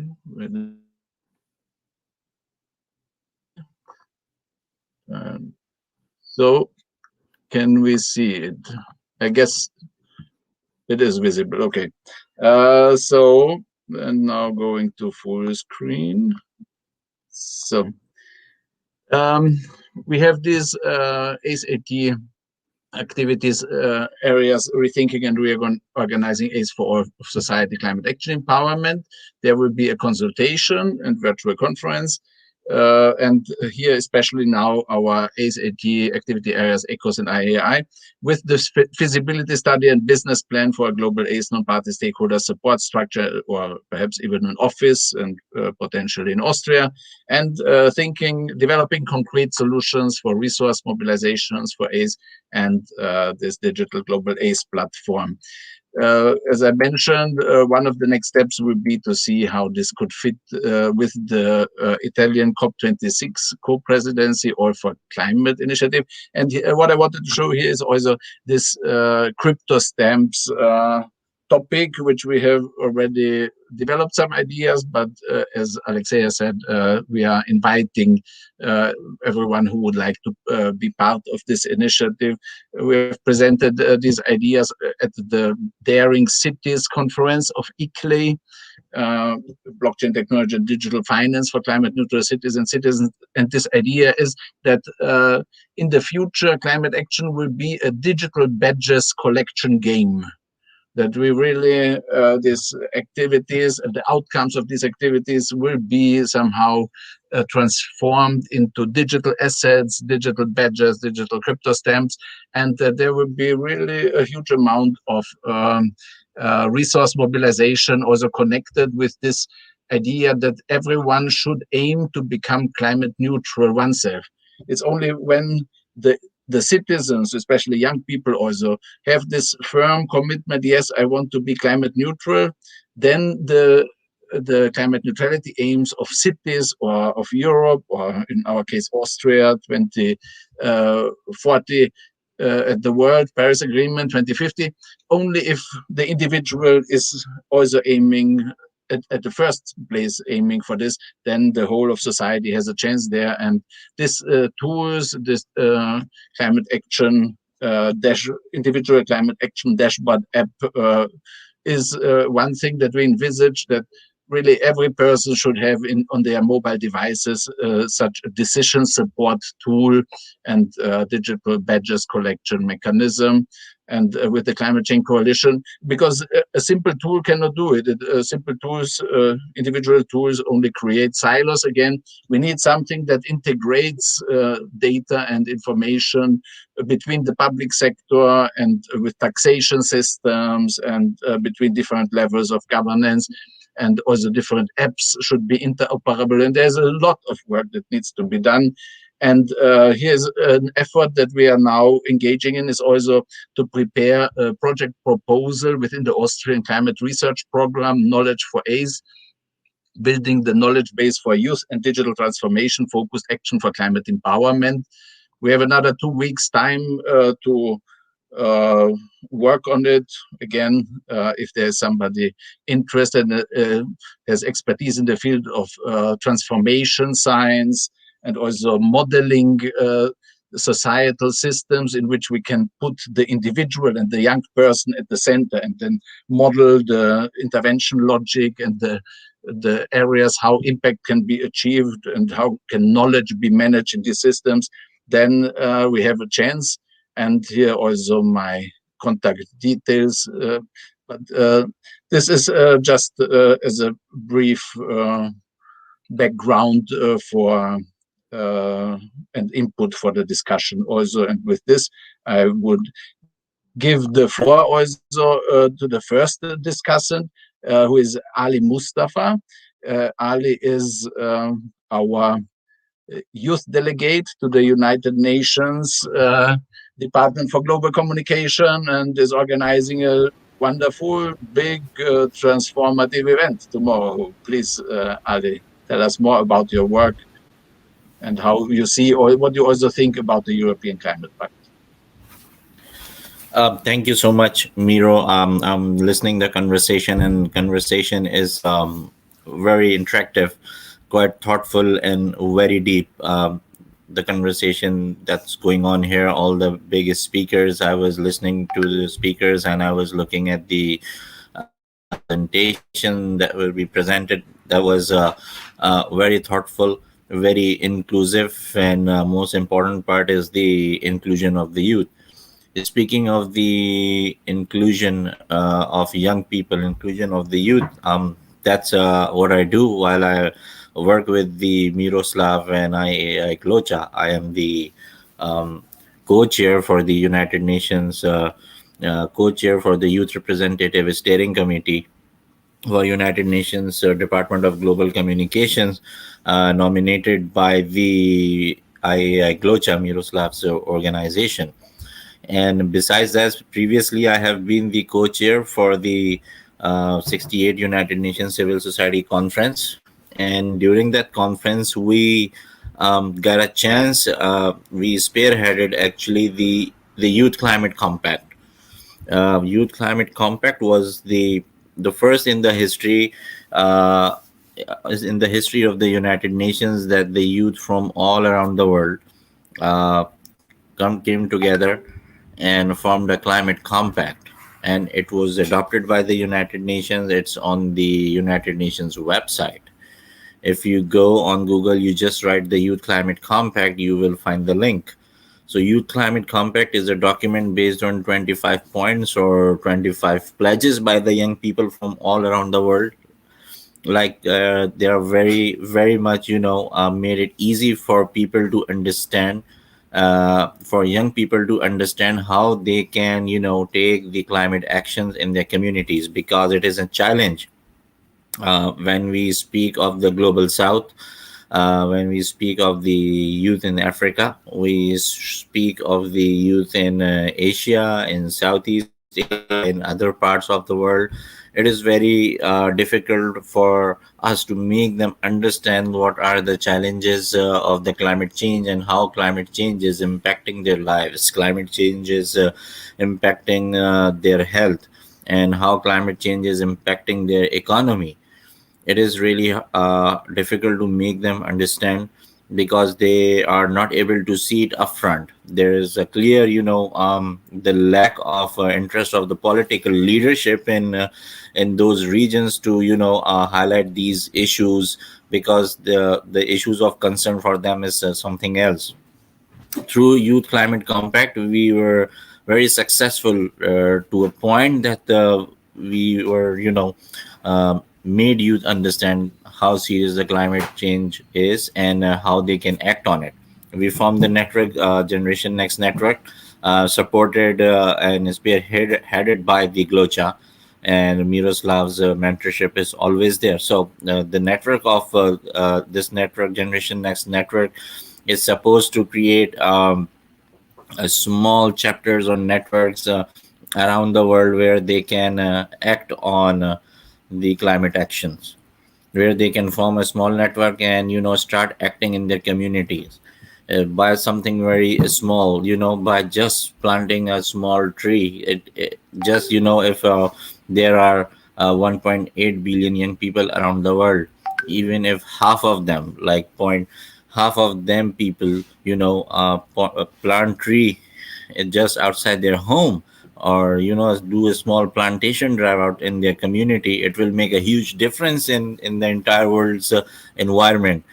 So that's what we are focused on, mobilizing young people, mobilizing the energy of the young people for the climate action. That is the aim of the youth compact. That is the aim of the Generation Next Network. We are organizing International Youth Conference tomorrow, which is going to be one of the largest youth conference. As in terms of numbers, we got 3,000 people registered for the International Youth Conference 2021, and we are hoping that people gonna attend in large numbers, big numbers. And one of the main focus of the International Youth Conference has been the push forward the agenda of the climate change. We have been very successful in doing so. As I mentioned, we have brought together the youth from Africa on the table and made them, realize how climate change is serious. We had bringing the youth from the Asia, Southeast Asia, Far East to, come sit on the table and talk about the climate change, how it is, how serious this issue is. So that's what we are all about, and that's what we are focused on these days. Thank you, Miro. Thank you very much, Ali, for the great work that you are doing. You're really bringing hope and knowledge and inspiration to places that are often not covered by the work of the EU and also of UN. It's really with these new digital tools, new audiences can be reached and empowered. And thank you for your important work. Thank you. And with this, I'm happy and proud to give the floor to Danae from the Latin American Youth Climate Movement, and also from Yango Focal Point. Yes.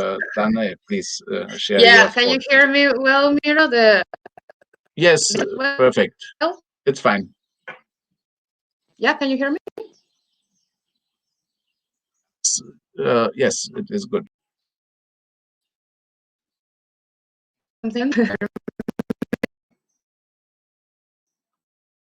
Okay, thank you.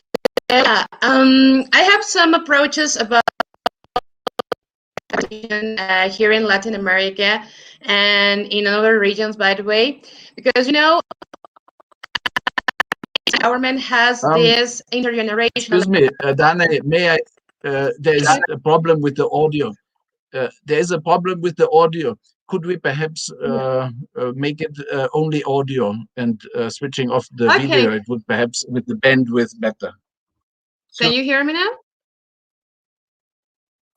Yes, we can hear you, and you look great. It's a pity, but for the quality of sound. Okay.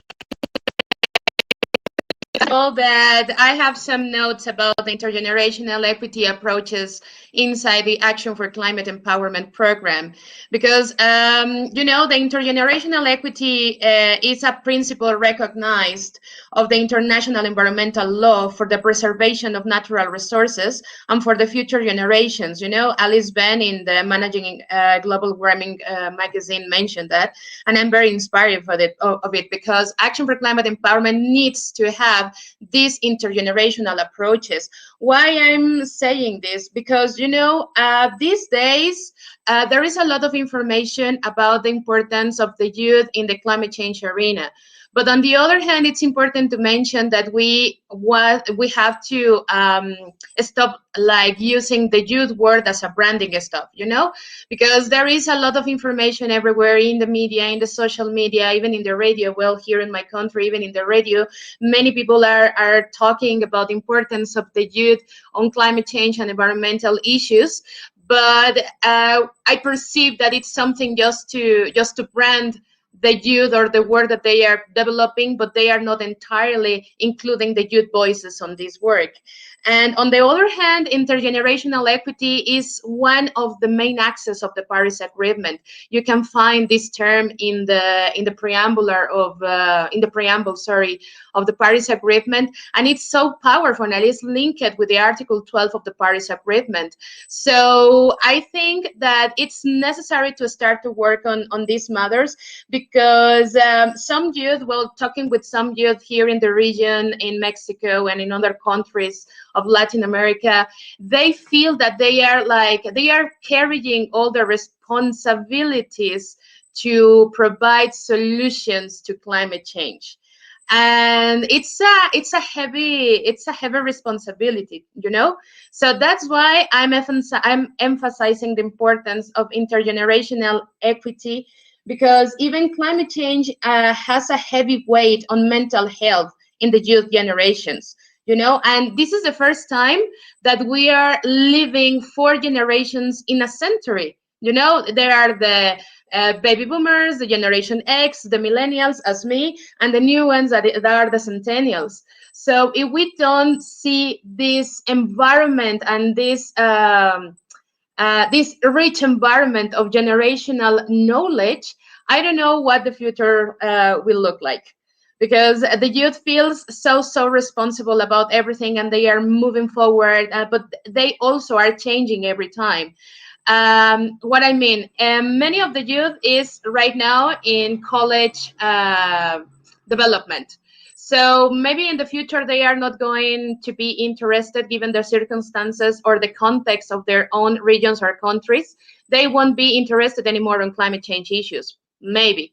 So there is a potential that we can explode and explore with them if we try to see this intergenerational approach, because they cannot feel alone on this battle on facing the climate change. You know, they can feel supported for the other generations. I mean, from their grandparents, from their parents, from their friends, from their family. So it's interesting to start to work on these issues on the climate change arena. So yeah.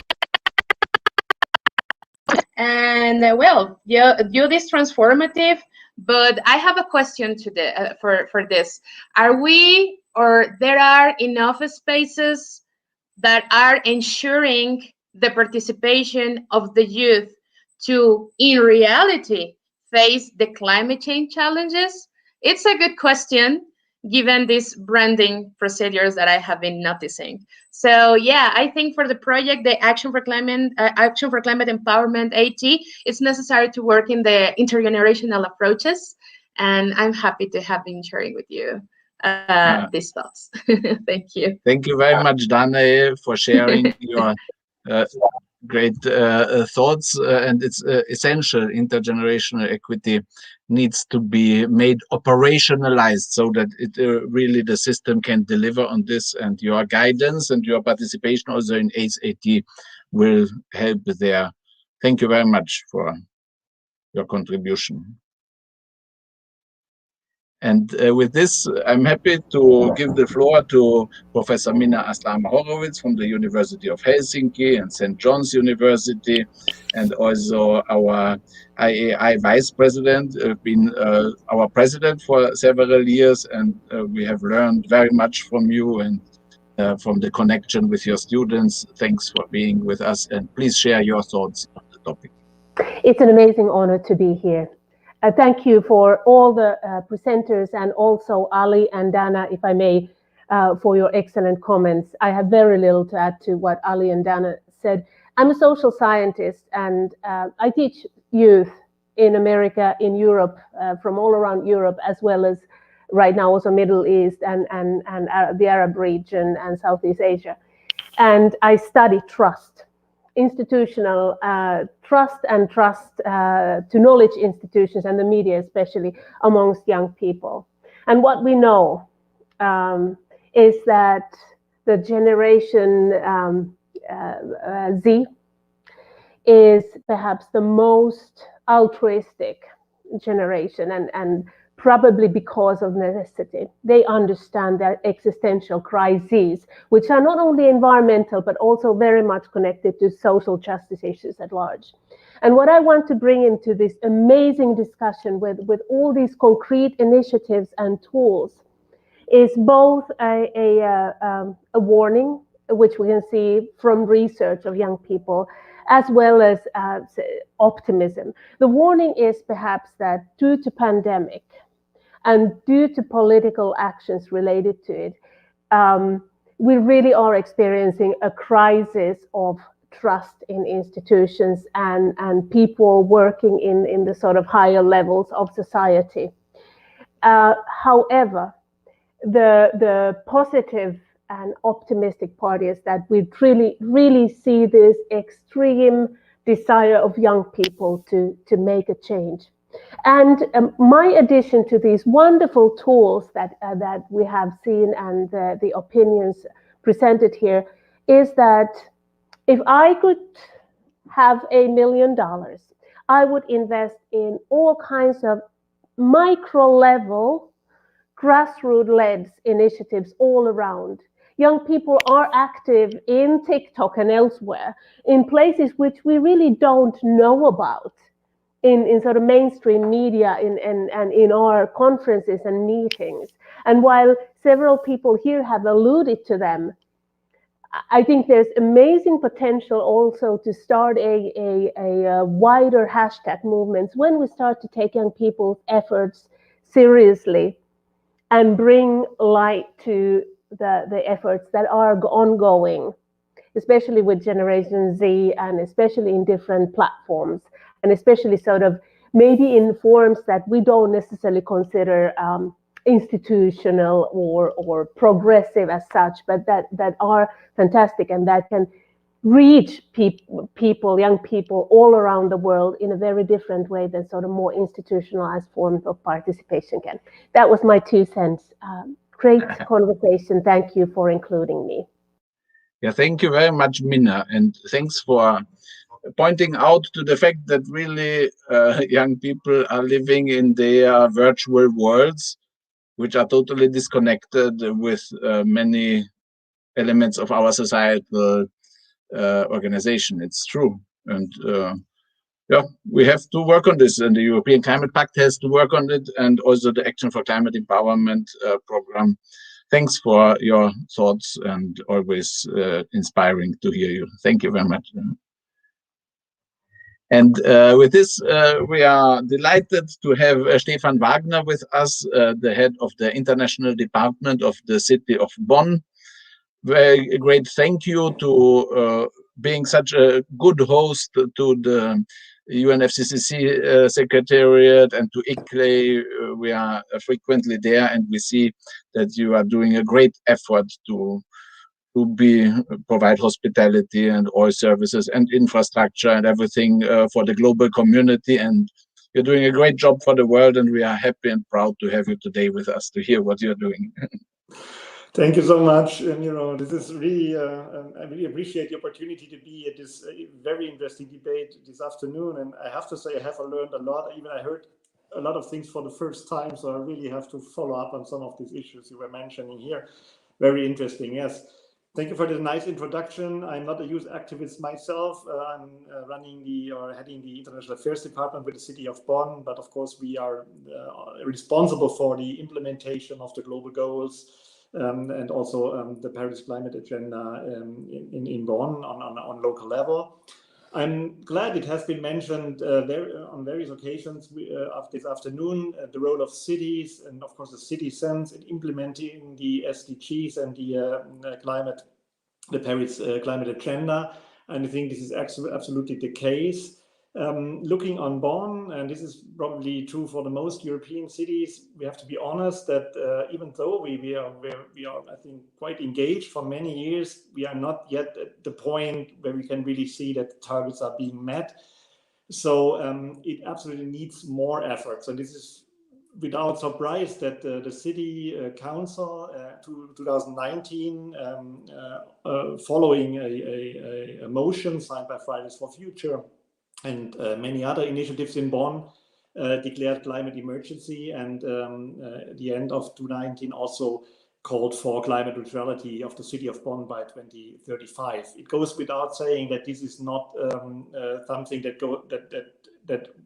would be happening without strong support of particularly young people in Bonn and all over the world. And the Fridays for Future movement, as we have seen, really pushed the agenda forward and really forced decisions makers to take other decisions and to be more more inspiring and more active in climate adaptation mitigation.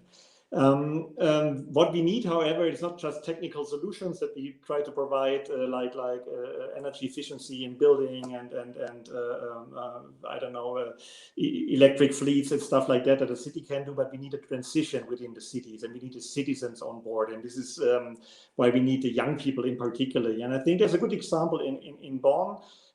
Because this year the City Council kicked off, it supported an initiative that was kicked off by the civil society, to be precise, that is called Bonn for Future. It is a very interesting network of various initiatives in Bonn, Fridays for Future, Transition Town Bonn, many others, that have the goal to have a vision and specific actions in a broad participation process that leads the city to a climate neutrality path by 2035. And I think this is exactly the way we need to go. We need to bring the topic to the citizens. We need to include the citizens in our decisions, and we need to have the transformation on the ground. This is true for any city in the world. This is definitely also on the agenda of the new City Council and our new mayor who was elected in November last year from the Green Party. And I think there's a lot to be following in Bonn in this regard. And I'm more than excited to work together with initiatives here in Bonn. And I'm glad that also some of them are in this call today. Now, coming back to the European Climate Pact, for me, this is actually this was the initiative to follow this discussion today. But I think this is a great initiative that really reach out to the public, to the citizens themselves. We in Bonn are really curious to learn more about this initiative, also what a city can do, a local level authorities can do to really implement this pact, or to support this pact, to become more active in this regard. I should mention that we are of course, a member of various other initiatives like the Compact for of Mayors for Climate and Energy, networks like Climate, like ICLE and the Climate Alliance, and many more. So I would leave it with these few regards and comments from my side. And I think, yes, this is the right way forward. And also all the great examples we heard from youth participation is exactly what we were looking for also on local level. So I'm happy to follow in this regard. Thank you, Miro, for this opportunity. It was the first time we met in person, I guess, yeah. but hopefully not the last time. And I'm very curious to stay with you until the end of this. Thank you so much. That's wonderful. Yeah. First, congratulations. And I also think that with our partners, with Yunus from ICLE, and also with this ASAT project, perhaps we can, and Sandra, who is working with us in Bonn, that we could perhaps develop pilot initiatives on a digital climate pact also, how we can develop tools where citizens can then create communities of those who want to become climate neutral and to enter a relation with the city and bringing together resources. And I'm delighted that you are today here, and it's the beginning of a joint journey, I think. Thank you. Yes, looking forward to. Yeah. And with this, I'm happy to give the floor to Badin Borde from Siemens Foundation, so a visionary person and action for climate empowerment, a leader, thought leader, and we aim to work together somehow, but what exactly we will find out. Yes, thank you very much, Miro. You hear me well? Perfect. Thank you very much for the invitation to be discussing today. I want to thank you also for the great event you are organizing, and to all the speakers who were talking before me. I'm Badin Borde, project manager at the International Foundation Siemens Stiftung for the international networks and the climate change education. Well, I want to make a very short introduction of what the foundation is doing actually in regards to action for climate empowerment. The approach is via climate change education. So climate change education is we understand it as not only climate change literacy, but also as climate change mitigation and adaptation. So to bring together all these three parts of education, or inside the education, is done via three different approaches.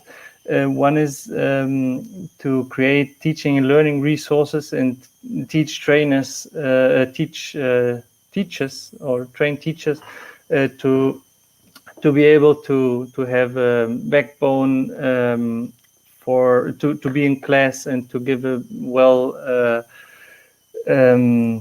scientifically sound background to the youth, of course, to engage with the theme. Then another one is that these three themes are introduced into the education networks that are really grassroots, the education networks of the Siemens Stiftung, which are called STEAM territories, which are actually based on the STEAM subjects or STEM subjects. They are very grassroots in terms of they are territories which are bound to a region, and from there on the project develops with the problem of the exact region. So if there is a climatic like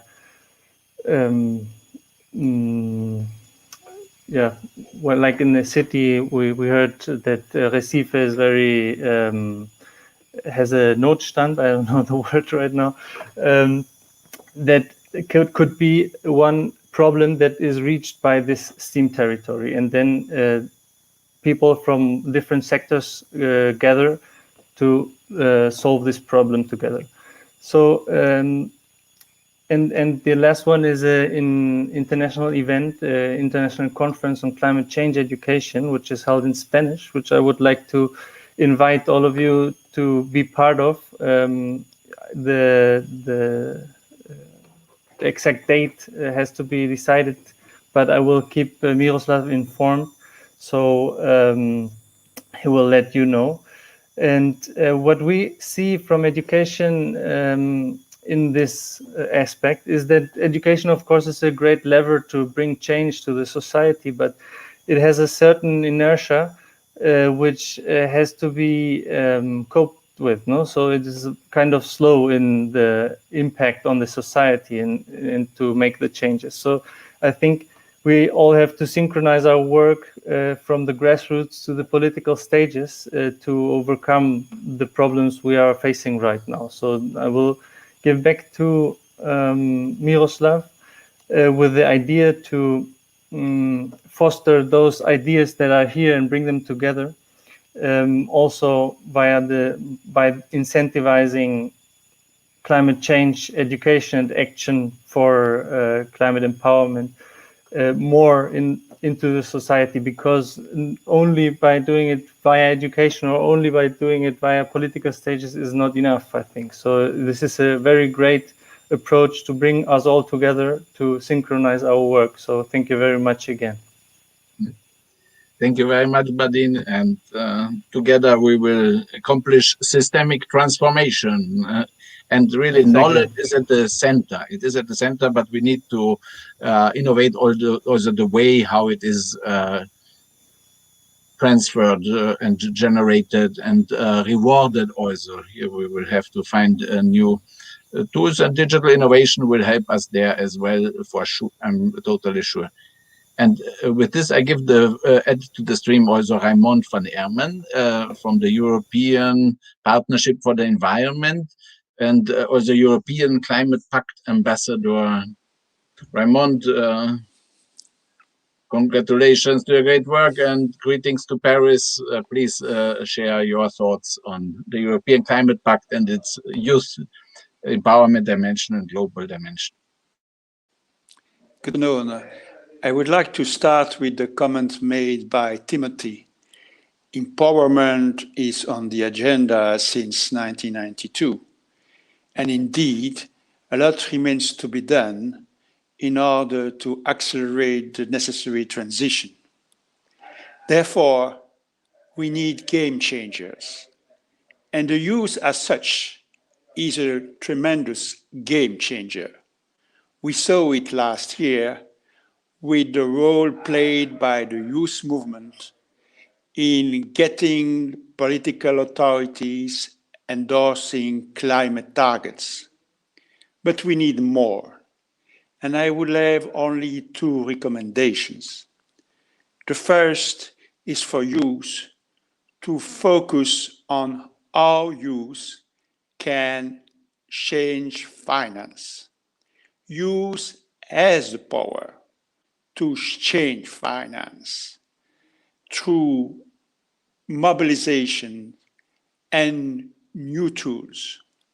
And amongst those new tools, the digital technologies are offering unprecedented opportunities, in particular to act as equalizer, leveling the playing field, offering to the so-called disadvantaged the opportunity to leapfrog.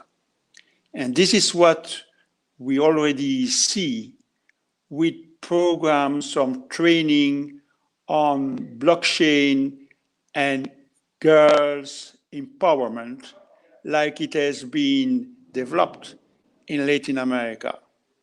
So my recommendation is focus on finance, and you will get the change we need. Thank you very much. Excellent point. Thank you very much, Raimond. And I've shared in the comment section also the link to the report of the UN Secretary General's Task Force on Digital Finance, which was especially about how to use citizens' financial resources and also the citizens' decision-making power in the different financial institutions to steer resources towards sustainability and climate action. Thank you very much for this great point, and looking forward to stay connected. And with this, we are coming to the concluding remarks, and I would be happy to give the floor to Tali to say what kind of remarks you have in conclusion and after having heard all these inputs, please. Thank you so much, Miro. Indeed, it was highly interesting. I have learned quite a lot. I have also met again, at least virtually, some friends, and I was quite inspired what to do in the next upcoming weeks, especially having in mind our ACE-AT project. And I can be quite concrete. I would like to organize a call with our young experts and ambitious climate activists. I invite Timothy, Dane, and Marie-Claire and others to join. So we will be in touch if you're interested in. And by the way, I'm in very close collaboration with my colleagues from the Italian pre-COP presidency, and we have in mind to organize either a virtual meeting or, who knows, maybe also in-person meeting in Italy. And I have heard so many interesting things. Maybe we can have an interesting presentation about the crypto stamps or the digital innovations, what Tom has presented. So I think there are many, many ideas what we can present an interesting audience, and what we can also elaborate further. So Miro, we will keep in touch. I will also contact my colleagues in the UNFCCC Secretariat. They should support us in organizing some events. And I'm looking forward to be in touch with all of you, whoever is interested in, either you contact Miro or you contact directly myself. Maybe Miro can provide you with my coordinates. And yeah, and I'm looking forward to meet again, at least virtually, with you and have some exchanges of views, new ideas. And please keep on being ambitious as you are. I was really impressed. Thank you so much. Thank you. Wonderful. Thank you very much, Dali. It's really a sign of hope, a beacon of hope for the youth and for the whole world that you, in your important position in the ministry, are somehow steering innovation and providing new thinking and also financial resources to creating youth empowerment structures that will deliver impact on scale. And thank you very much for your great work. Thanks to all speakers, to the audience for a very interactive discussion on the comment section. It's this event will be available also later on demand, and we are standing available for inquiries and cooperation offers. You have my emails there, and I will be also the bridge to Tali. And thanks. The future is bright because we are committed to deliver it. Thanks. Bye-bye.